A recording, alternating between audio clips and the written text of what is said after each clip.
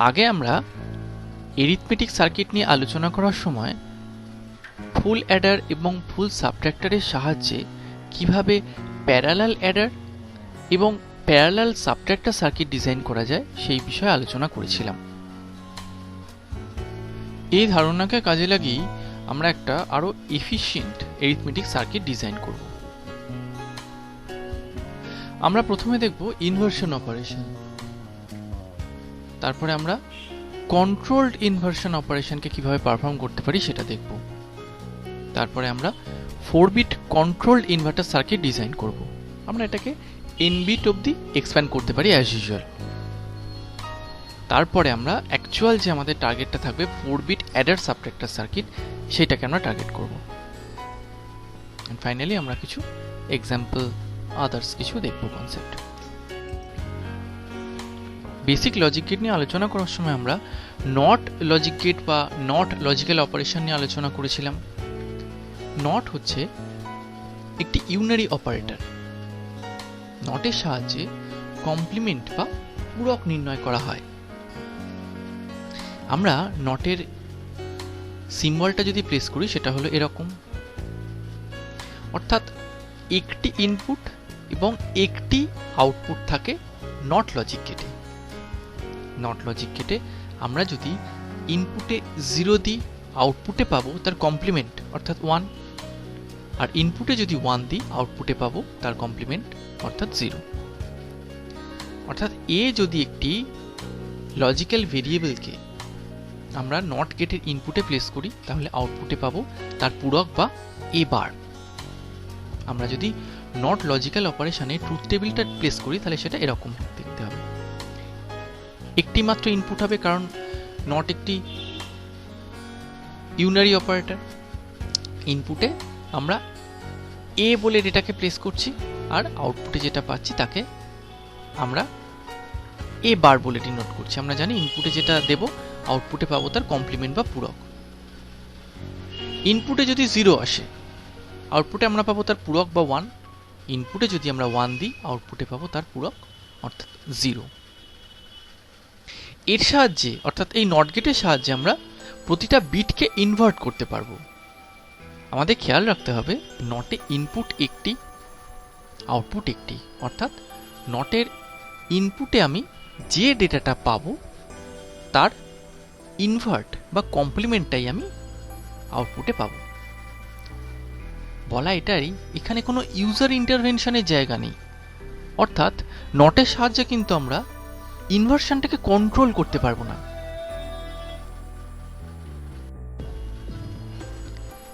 আমরা যদি এক্সঅর লজিক গেটের কথা মনে করি আরেকবার, আমরা দেখব এই ছিল এক্সঅর লজিক গেটের সিম্বল। এক্সঅর বা এক্সক্লুসিভ অর, যার দুটো ইনপুট, 2 বা ততোধিক ইনপুট ছিল আর আউটপুট লাইন ছিল মাত্র একটি। এটা হচ্ছে আউটপুটের বুলিয়ান অ্যালজেব্রিক এক্সপ্রেশন বা বুলিয়ান এক্সপ্রেশন।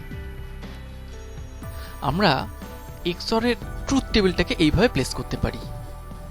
এ আর বি ইনপুট আর আউটপুটটাকে আমরা ওয়াই দিয়ে ডিনোট করছি। আমরা ইনপুটে এ ও বি, ইনপুটে যে সমস্ত পসিবল কম্বিনেশন সেইগুলোকে আমরা এইভাবে প্লেস করতে পারি। এক্সঅর এর রুলটা কি ছিল আমরা যদি একটু মনে করি, এক্সঅর এর রুল ছিল ইনপুটে যখন 0 বা জোড় সংখ্যা সংখ্যক 1 থাকবে আউটপুটে আমরা পাবো 0। ইনপুটে যখন বিজোড় সংখ্যক 1 থাকবে আউটপুটে আমরা পাবো 1। ঠিক সেই রুল ফলো করে আমরা দেখব প্রথমটার ক্ষেত্রে 0 সংখ্যক ইনপুট আছে, দ্বিতীয়টার ক্ষেত্রে একটি ইনপুট, তারপরটাও একটি ইনপুট 1, লাস্টে জোড় সংখ্যা সংখ্যক ইনপুট 1। এই হচ্ছে এক্সঅর লজিক গেটের ট্রুথ টেবিল।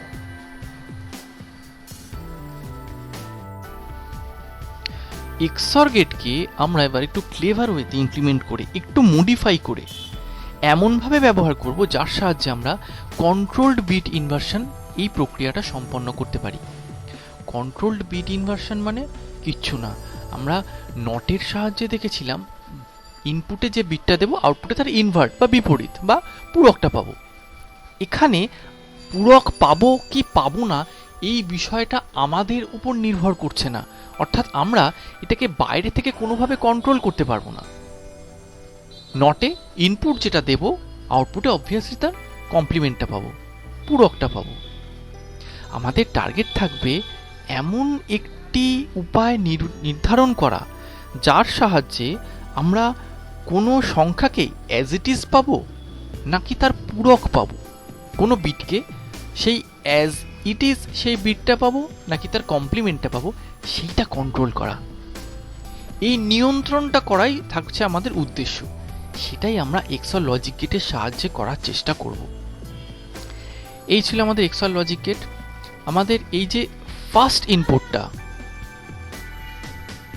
এই যে প্রথম ইনপুটটা, এখানে আমরা পাঠাবো ডেটাকে, এক বিটের ডেটা 1 অথবা 0, সেই ডেটাটা আসবে এই ইনপুটে। আর সেকেন্ড যে ইনপুটটা, এই ইনপুটটাকে আমরা রিজার্ভ করে রাখবো কন্ট্রোল সিগন্যালের জন্য।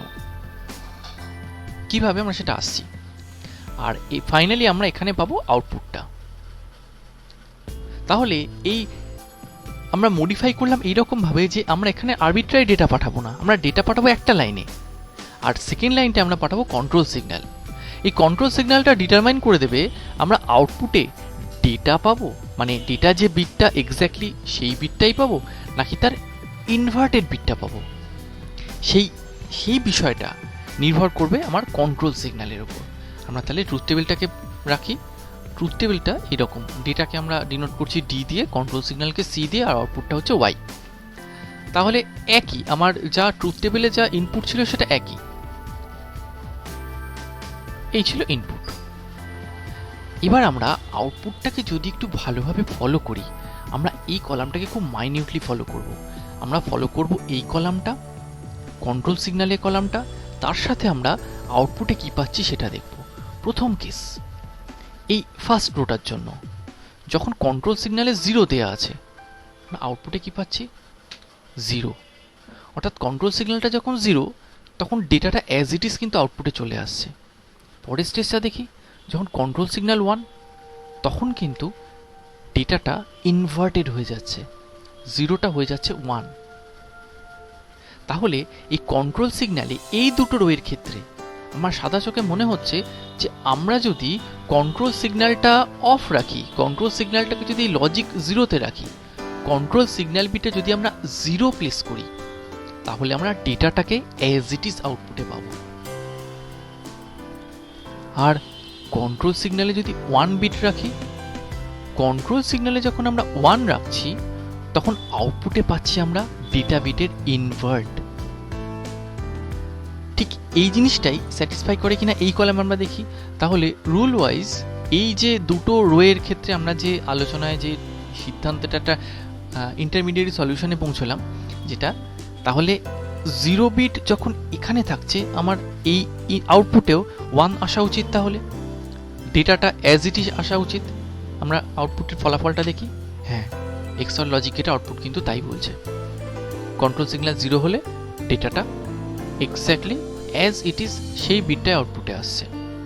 ঠিক একই রকমভাবে যদি কন্ট্রোল সিগন্যালটাকে আমরা 1-এ রাখি, হাই রাখি, লজিক 1-এ রাখি, তাহলে ডেটাটা ইনভার্ট হয়ে আউটপুটে আসছে। এর থেকে আমরা সিদ্ধান্তে এইটুকু নিতে পারি যে এক্সঅর গেটকে আমরা স্লাইটলি মডিফাই করে এর সাহায্যে কিন্তু আমরা কন্ট্রোলড বিট ইনভার্সন এই প্রক্রিয়াটা সম্পন্ন করতে পারছি। অর্থাৎ আমরা কন্ট্রোল ইনপুটে যদি 0 দিই, আমরা ডেটা বিট যেটা ইনপুটে দিচ্ছিলাম অ্যাজ ইট ইজ সেটাই আউটপুটে পাবো। আর যদি কন্ট্রোল ইনপুটে যদি আমরা 1 রাখি, 1 দিই, তাহলে ডেটা ইনপুটে যেটা আমরা দিয়েছিলাম তার ঠিক ইনভার্ট, তার কমপ্লিমেন্ট আমরা আউটপুটে পাবো।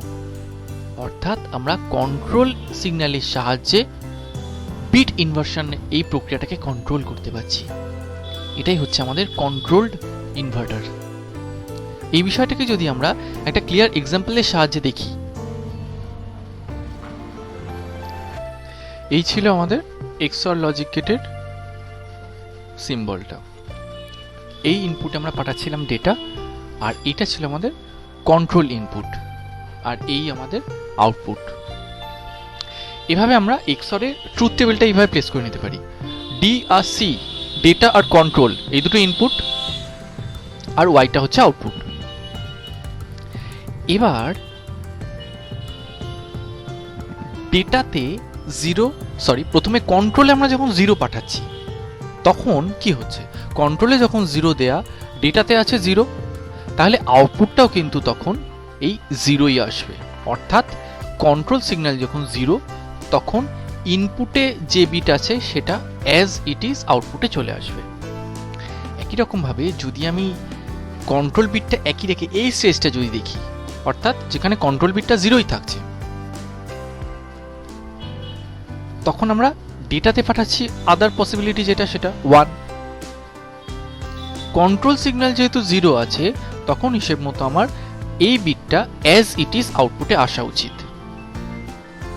আউটপুটে তখন এই 1টা আসা উচিত। এক্স্যাক্টলি আমার তাই হচ্ছে।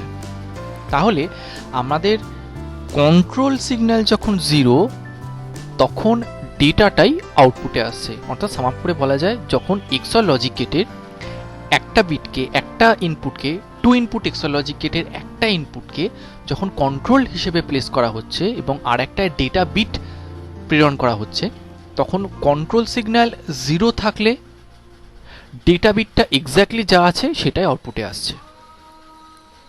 নেক্সট কেসটা, যদি আমরা কন্ট্রোলে 1 বিট দিতাম, কন্ট্রোলে যখন 1 দেয়া, তখন দেখা যাক ডেটাটা কি আসে। তখন ডেটা 0 প্লেস করলে আউটপুটে আমরা কিন্তু পাবো 1। অর্থাৎ আমরা ইনপুটে যদি ডেটা দিই, আউটপুটে পাবো তার কমপ্লিমেন্ট, সেটাকে আমরা ডেটা বার হিসেবে দেখিয়েছি। মানে ইনপুটে যেটা দেবো আউটপুটে পাবো তার কমপ্লিমেন্ট। 0 ইনপুটে দিচ্ছি, আউটপুটে পাচ্ছি 1।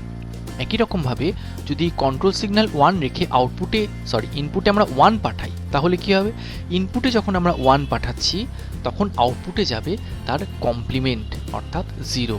একই রকমভাবে ইনপুটে ডেটা পাঠালে আমরা সেটাকে বলতে পারবো আমরা ডেটা বার, অর্থাৎ তার কমপ্লিমেন্টটা, পুরোটা ইনভার্টেড আউটপুট, ইনভার্সন রেজাল্টটা পাচ্ছি আউটপুটে। তো এইভাবে আমরা ট্রুথ টেবিলের সাহায্যে দেখতে পাচ্ছি যে XOR গেটকে এভাবে মডিফাই করে আমরা তাকে কন্ট্রোল ইনভার্টার হিসেবে ইউজ করতে পারি। এবার আমাদের টার্গেট থাকবে 4 বিট কন্ট্রোল ইনভার্টার বানানো। এই কন্ট্রোল ইনভার্টার, 4 বিট কন্ট্রোল ইনভার্টারের জন্য আমরা এরকম একটা, সাপোজ এরকম একটা লজিক সার্কিট, যেটাকে আমরা অ্যাবস্ট্রাক্ট ভিউর একটা দেখিয়েছি, এরকম একটা লজিক সার্কিট থাকলো। আমরা দেখেছি 4 বিট কন্ট্রোল ইনভার্টারের জন্য 4টে কন্ট্রোল ইনভার্টার লাগাতে হবে। ফার্স্ট কন্ট্রোল ইনভার্টার MSG পজিশনের জন্য, তারপরেরটা নেক্সট লোয়ার সিগনিফিক্যান্ট পজিশনের জন্য, তারপরটা লোয়ার সিগনিফিক্যান্ট পজিশনের জন্য, তারপরটা লাস্টে লিস্ট সিগনিফিক্যান্ট পজিশনের জন্য। অর্থাৎ যদি আমার একটা 4 বিটের নাম্বার হয়, যে 4 বিটে 4টে বিটকে D0, D1, D2, D3 দিয়ে আমি ডিনোট করছি, তাহলে সেই 4টে বিটের নাম্বারকে কন্ট্রোল ইনভার্টারের মধ্যে দিয়ে প্লেস করতে গেলে তার 4টে বিটকে এইরকম 4টে কন্ট্রোল ইনভার্টারের, এই কন্ট্রোল ইনভার্টার XOR গেট, এটাকে আমরা কন্ট্রোল ইনভার্টার বলছি। এই 4টে কন্ট্রোল ইনভার্টারের ইনপুট, এই প্রোবটা হচ্ছে ইনপুট প্রোব, এই লাইনটা হচ্ছে ইনপুট প্রোব। এখানে আমরা ইনপুট দেবো, এখানে দেবো কন্ট্রোল সিগন্যাল। এই যে টলার যে প্রোবগুলো আছে সেখানে আমরা 4টে ইনপুট বিটকে প্লেস করছি। একই সাথে আমরা কন্ট্রোল সিগন্যালকে ইন্ট্রোডিউস করছি, যে কন্ট্রোল সিগন্যালকে আমরা এই কন্ট্রোল লাইনে এইভাবে প্লেস করে দিচ্ছি। অর্থাৎ আমি যখন কন্ট্রোল সিগন্যালে 0 বসাবো, তখন আমি 4টে বিটকে অ্যাজ ইট ইজ, অর্থাৎ তখন আমি আউটপুটে D0, D1, D2, D3 পাবো। যখন কন্ট্রোলে 0 থাকবে, ওটা C=0 থাকলে আউটপুটে আমরা এইটাই নেমে আসবে। D0টা এখানে আসবে, D1টা এখানে আসবে, D2টা এখানে আসবে, D3টা এখানে আসবে। যখন কন্ট্রোলে বিটটা 1 হবে, তখন আউটপুটে কি আসবে, তখন এই নাম্বারের পুরো কমপ্লিমেন্টটা, ইনভার্টেডটা, বিটওয়াইজ ইনভার্সন রেজাল্ট আমরা এখানে পাবো। যখন C=1, তখন এখানে আমরা পাবো D0 বার, তখন D0 আসবে না, D0 কমপ্লিমেন্টটা আসবে, D0 বার, D1 বার, D2 বার, D3 বার, এইভাবে আসবে। আমরা আউটপুটটাকে এইরকমভাবে ডিনোট করতে পারি। তাহলে আমাদের এই যে কন্ট্রোল বিটটা, এই কন্ট্রোল বিটটা কন্ট্রোল করছে, সিগনিফাই করছে যে আউটপুটে আমরা যে রেজাল্টটা পাবো সেটা কি ইনপুট বিটটা অ্যাজ ইট ইজ নাকি তার কমপ্লিমেন্ট।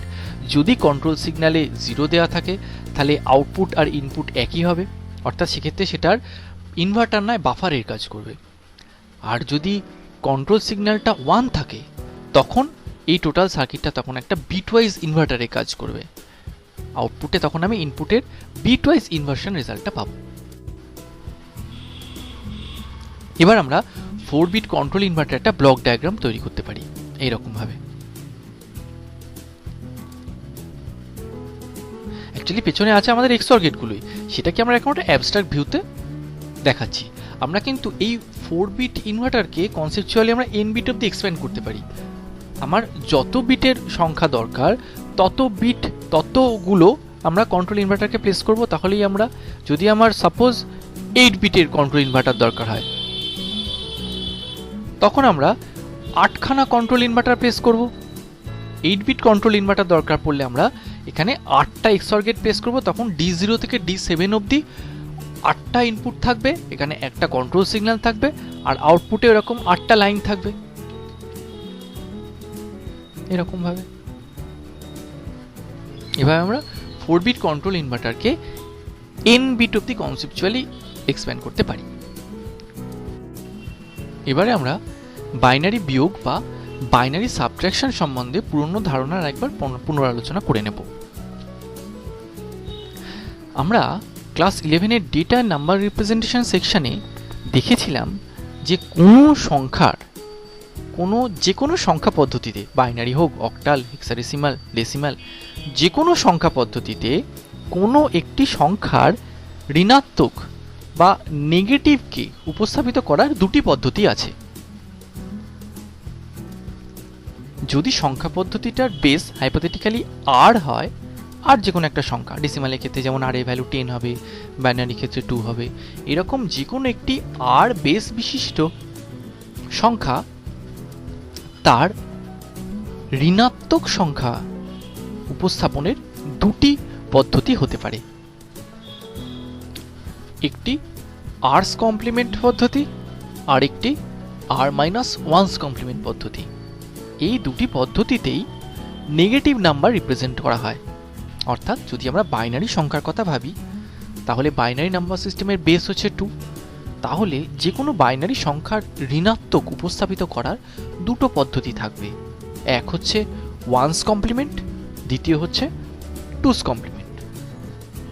এই দুই কমপ্লিমেন্ট পদ্ধতিতেই আমরা কোনো একটি সংখ্যার ঋণাত্মক উপস্থাপিত করতে পারি। এই বিষয়ে ডিটেইলে আমরা ক্লাস 11-এ আলোচনা করেছি।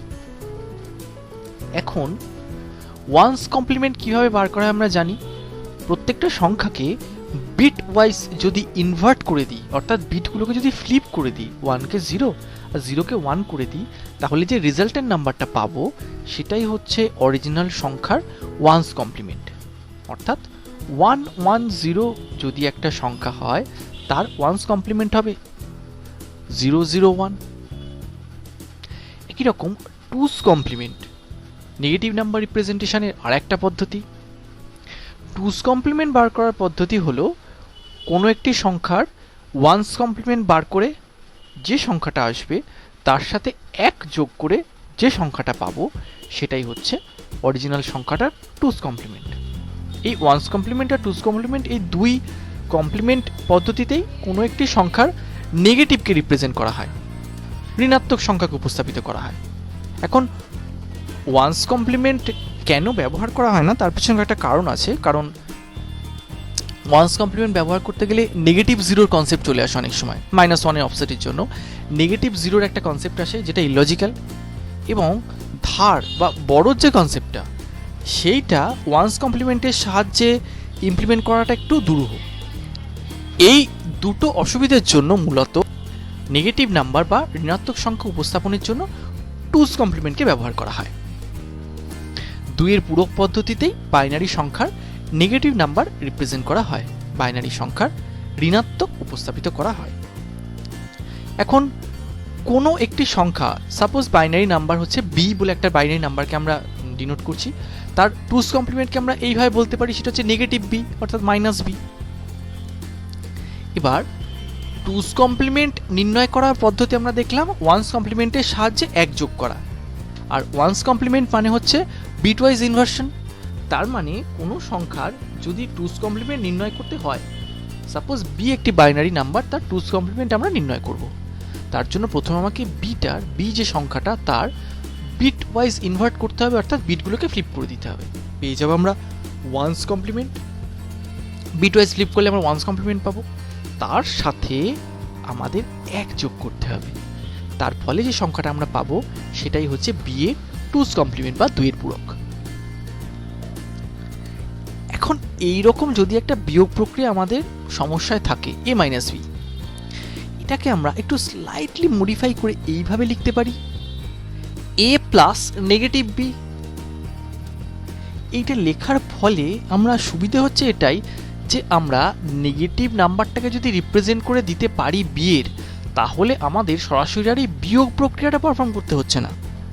আমরা এই বি এর নেগেটিভটার সাথে এ কে যদি যোগ করি তাহলে প্রকারান্তরে আমরা এ মাইনাস বি রেজাল্টটাই পাবো। আমরা করছি বিয়োগ, কিন্তু আমাদের অ্যাকচুয়ালি ফিজিক্যালি কোনো সাবট্রাকশন অপারেশন পারফর্ম করতে হচ্ছে না, আমরা যোগ প্রক্রিয়ার মাধ্যমে বিয়োগের ফলাফলটা পেয়ে যাচ্ছি। এতে সুবিধা হচ্ছে অনেকগুলো। সবচেয়ে প্রধান যে সুবিধা সেটা হচ্ছে যোগ, যদি আমরা একটা অ্যারিথমেটিক সার্কিট তৈরি করতে পারি যার মাধ্যমে আমরা যোগ করতে পারবো, সেটাকেই স্লাইটলি মডিফাই করে তার মাধ্যমেই আমরা বিয়োগটা করে ফেলতে পারবো। এর ফলে আমাদের আননেসেসারিলি কিছু ওভারহেডস সেগুলোকে আমরা অ্যাভয়েড করতে পারছি। অর্থাৎ আমরা এর সাথে এ থেকে বি বিয়োগ দেওয়ার জন্য এর সাথে বি এর 2 এর পূরককে যোগ করছি। আমরা দেখেছি 2 এর পূরক নির্ণয় করা পদ্ধতি সহজ। সেই 2 এর পূরককে যদি আমরা এর সাথে যোগ করি, বি সংখ্যাটার 2 এর পূরককে যদি আমরা এর সাথে যোগ করি, তাহলে এফেক্টিভলি আমরা এ থেকে বি বাদ দিচ্ছি। সুবিধাটা আমার হচ্ছে কি, যে আমাকে সরাসরি বিয়োগ করতে হচ্ছে না, কিন্তু আমরা বিয়োগের ফলাফলটা পাচ্ছি, অর্থাৎ যোগের মাধ্যমে আমরা বিয়োগ প্রক্রিয়াটাকে সম্পন্ন করতে পারছি। এবার আমরা কন্ট্রোল ইনভার্টারের সাহায্যে 2 এর পূরক পদ্ধতিকে মাথায় রেখে 4 বিট অ্যাডার সাবট্রাক্টর সার্কিটটা ডিজাইন করব। আমাদের টার্গেট থাকবে এমন একটা অ্যারিথমেটিক সার্কিট যার সাহায্যে আমরা দুটো 4 বিট নাম্বারের মধ্যে যোগ প্রক্রিয়া এবং বিয়োগ প্রক্রিয়া দুটোই পারফর্ম করতে পারবো। কোনটা করব, যোগ করব নাকি বিয়োগ করব, সেইটা ঠিক করে দেবে একটা 1 বিটের কন্ট্রোল ইনফরমেশন। 1 বিটের একটা সিগন্যাল পাঠাবো, যে সিগন্যালটা ডিটারমাইন করে দেবে আমরা সার্কিটটার মাধ্যমে যোগ করতে যাচ্ছি না বিয়োগ করছি। তো এই হচ্ছে আমাদের সার্কিটটার একটা অ্যাবস্ট্রাক্ট ভিউ। এর মধ্যে লজিক গেটগুলো প্লেস করা আছে, আমরা সেটাকে আর দেখাচ্ছি না, আমরা কেবল ইনপুট এবং আউটপুট আর কন্ট্রোল সিগন্যালটাই দেখাবো। আমাদের দুটো 4 বিটের নাম্বারকে দুটো 4 বিট সংখ্যার মধ্যে আমরা যোগ বা বিয়োগ প্রক্রিয়াকে সম্পন্ন করব। মনে রাখতে হবে আমাদের 4 বিটের সংখ্যা, এটাকে আমরা অ্যাকচুয়ালি n বিট অবধি এক্সপ্যান্ড করতেই পারি, আগের যেরকম আমরা রুল ফলো করেছি সেই রুল ফলো করে। তো আমরা এখানে 4 বিটের দেখব, সহজ রিপ্রেজেন্টেশন আমাদের এবং সিলেবাসের কন্টেন্ট বলে আমরা 4 বিটের দুটো সংখ্যার মধ্যে যোগ অথবা বিয়োগ প্রক্রিয়াকে সম্পন্ন করব। 4 বিটের সংখ্যাকে আমরা এই রকম তার 4টি বিটকে প্রথম বিট, দ্বিতীয় বিট, তৃতীয় বিট, চতুর্থ বিট এরকমভাবে রিপ্রেজেন্ট করলাম। অর্থাৎ এ হচ্ছে প্রথম সংখ্যাটা, বি হচ্ছে দ্বিতীয় সংখ্যাটা, এইটা হচ্ছে বি সংখ্যার এলএসবি বা লিস্ট সিগনিফিক্যান্ট বিট, এটা তার নেক্সট হায়ার, তার নেক্সট হায়ার, আর এটা হচ্ছে বি3 এর এমএসবি বা মোস্ট সিগনিফিক্যান্ট বিট। একই রকমভাবে এটা হচ্ছে এ সংখ্যার এলএসবি আর এটা হচ্ছে এ সংখ্যার এমএসবি।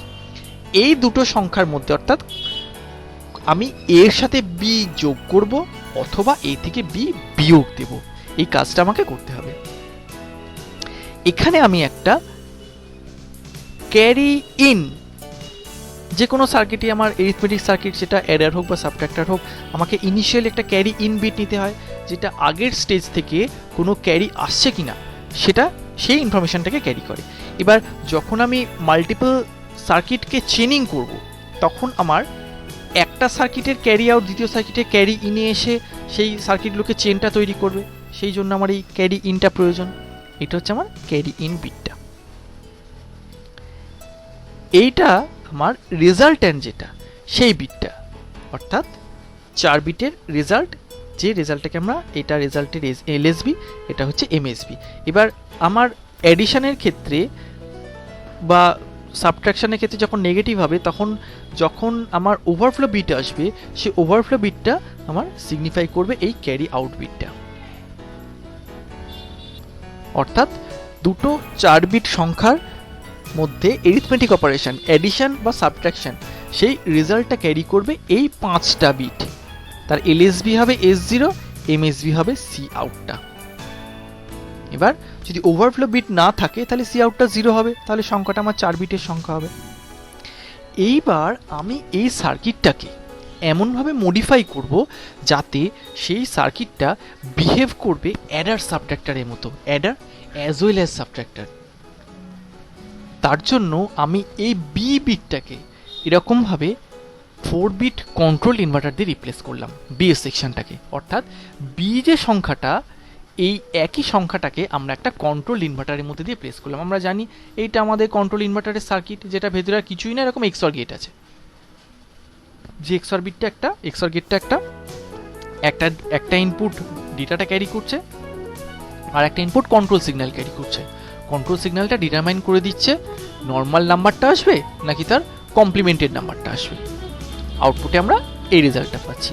তো এই সার্কিটটা এখানে প্লেস করা হয়েছে। বি নাম্বারটা একটা কন্ট্রোল ইনভার্টারের মধ্যে দিয়ে যাচ্ছে। এবার কন্ট্রোল ইনভার্টারে এই হচ্ছে কন্ট্রোল সিগন্যাল। এই কন্ট্রোল সিগন্যালটার উপর ডিপেন্ড করবে, এই সি বিটটার উপর ডিপেন্ড করবে, এটা 1 বিটের একটা সিগন্যাল ইনফরমেশন, যেটা ডিটারমাইন করে দেবে যদি 0 থাকে তাহলে এক্স্যাক্ট এই B0, B1, B2, B3 এই নাম্বারটা এখানে আসবে। আর যদি এই বিটটা 1 হয়, এই বিটটা যদি 1 হয় তাহলে আমরা এখানে এই বিটের বিটওয়াইজ ইনভার্সনটা অর্থাৎ ওয়ান্স কমপ্লিমেন্টটা এখানে পাবো।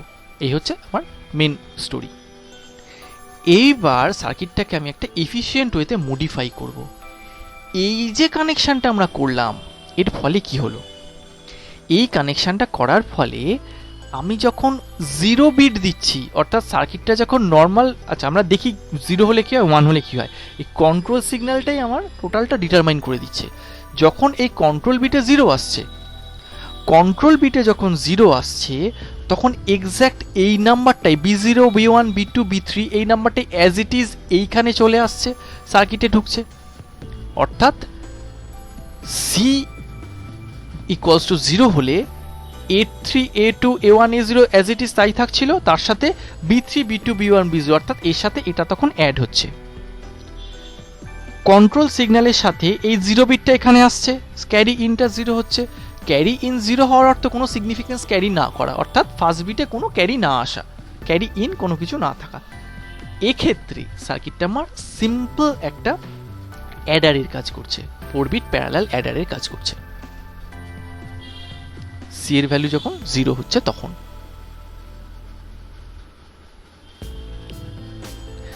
আরেকবার আমরা এক্সাম্পলটা দেখে নিতে পারি। সাপোজ 1001 একটা সংখ্যা আমরা পাঠাচ্ছি, যদি সি ইকুয়ালস টু 0 থাকে তাহলে কন্ট্রোল ইনভার্টারের এই এক্সঅর গেটগুলো তখন বাফারের কাজ করবে, তখন এখানেও এই আউটপুটেও তখন এই 4টে আউটপুটে 1001 এই নাম্বারটাই আসবে। তখন এখানে যে নাম্বারই থাক না কেন তার সাথে এই সংখ্যাটা তখন যোগ হবে, যোগ হয়ে আমি ফলাফলটা এইখানে পাবো। 4 বিট অ্যাডারের কাজ করছে তখন। এবার যখন সি এর ভ্যালু 1 তখন কিন্তু সার্কিটটা ড্রাস্টিক্যালি চেঞ্জ হয়ে যাচ্ছে। এই সি ইকুয়ালস টু যখন 1 তখন প্রথমত যে বিষয়টা হচ্ছে, তখন এই 4 বিট কন্ট্রোল ইনভার্টার তখন কিন্তু ইনভার্টারের কাজ করছে। অর্থাৎ এই C1টা তখন এই সি বিটটা, সি ইকুয়ালস টু 1 বিটটা তখন এই প্রত্যেকটা এক্সঅর গেটের সেকেন্ড লিডটায় পৌঁছাবে। আমরা এক্সঅরের ইমপ্লিমেন্টেশনে বা 4 বিট কন্ট্রোল ইনভার্টারের ইমপ্লিমেন্টেশনে দেখেছি যে ইমপ্লিমেন্টেশনটা যখন কন্ট্রোল সিগন্যালটা 1 হয় তখন এই প্রত্যেকটা বিট ইনভার্ট হয়ে যায়। অর্থাৎ এখন আমি আউটপুটে পাবো এই নাম্বারের ওয়ান্স কমপ্লিমেন্ট, অর্থাৎ বিট ওয়াইজ ইনভার্টেড রেজাল্ট। এখানে B0 এখানে এসে পৌঁছয় B0 বার, B1 এখানে পৌঁছয় B1 বার, এখানে B2 এখানে পৌঁছবে B2 বার, B3 এখানে আসে B3 বার। অর্থাৎ তখন এই অবস্থায় আমি এটাকে এখনো কনসিডার করছি না, এই সিনটাকে কনসিডার করছি না। এই অবস্থায় আমার সার্কিটটা দেখা গেল চরিত্রটা হচ্ছে এ বিটের সাথে বি বিটের ওয়ান্স কমপ্লিমেন্ট অ্যাড হচ্ছে। এইবার আমরা আসি সি ইকুয়ালস টু 1-এ। এই সি ইকুয়ালস টু 1 প্রথমত কন্ট্রোল ইনভার্টারটাকে ইনভার্টার মোডে সেন্ড করছে, অ্যাজ ওয়েল অ্যাজ এই ক্যারি ইনে কিন্তু তখন একটা ইনিশিয়াল 1 প্লেস করে দিচ্ছে। অর্থাৎ আমার যখন এই সংখ্যা দুটোর মধ্যে এর সাথে বি এর ওয়ান্স কমপ্লিমেন্ট অ্যাড হবে তার সাথে কিন্তু একটা 1 অ্যাড হয়ে যাচ্ছে, এই 1টা এখান থেকে আসছে। ইন এফেক্ট তাহলে কি হচ্ছে, ওয়ান্স কমপ্লিমেন্ট কোনো একটা সংখ্যার বি, সে সংখ্যাটা তার ওয়ান্স কমপ্লিমেন্টের সাথে এই 1 অ্যাড হয়ে যাচ্ছে, এই যে একেবারে লিস্ট সিগনিফিক্যান্ট বিটটা তার সাথে এই 1টা অ্যাড হয়ে যাবে। অর্থাৎ কি না, তখন আমরা ওয়ান্স কমপ্লিমেন্টের সাথে 1 অ্যাড করে ইন এফেক্ট টুস কমপ্লিমেন্ট পাচ্ছি। তার মানে তখন এ বিটটার সাথে, এ সংখ্যার সাথে আমরা এখানে পাবো এই বি সংখ্যার টুস কমপ্লিমেন্ট। তার মানে এর সাথে যদি টুস কমপ্লিমেন্ট অফ বি অ্যাড করা হয় তাহলে in effect A minus B করা হচ্ছে, যার রেজাল্ট আমি এখান থেকে পাচ্ছি। অর্থাৎ এরকম যদি একটা এক্সাম্পল হয় 1001 যার কন্ট্রোল সিগন্যালে 1 দেয়া আছে, তাহলে আমরা আউটপুটে পাবো 0110। এই 0110 এখানে প্লেস হয়ে যাবে, তখন এই সংখ্যার সাথে 0110 অ্যাড হওয়ার সাথে একটা 1ও অ্যাড হচ্ছে, এই 1টা অ্যাড হয়ে গিয়ে সার্কিটটাকে এফেক্টিভলি তখন এখানে বি এর টুস কমপ্লিমেন্ট এখানে পাঠাবে। অর্থাৎ এর সাথে যোগ হবে কে না, বি এর টুস কমপ্লিমেন্ট। অর্থাৎ তখন A plus two's complement of B মানে এ মাইনাস বি অপারেশনটা পারফর্ম করবে। এই সাবসেকশনে আমরা অ্যাডার সাবট্রাক্টর কম্বাইন্ড সার্কিট নিয়ে আলোচনা করলাম। ক্রোনোলজিক্যালি আমাদের এরপরে আর বাকি থাকছে মাল্টিপ্লেক্সার, ডিমাল্টিপ্লেক্সার এবং এনকোডার এবং ডিকোডার। নেক্সট সেকশনে আমরা সেগুলো নিয়ে ডিসকাস করব।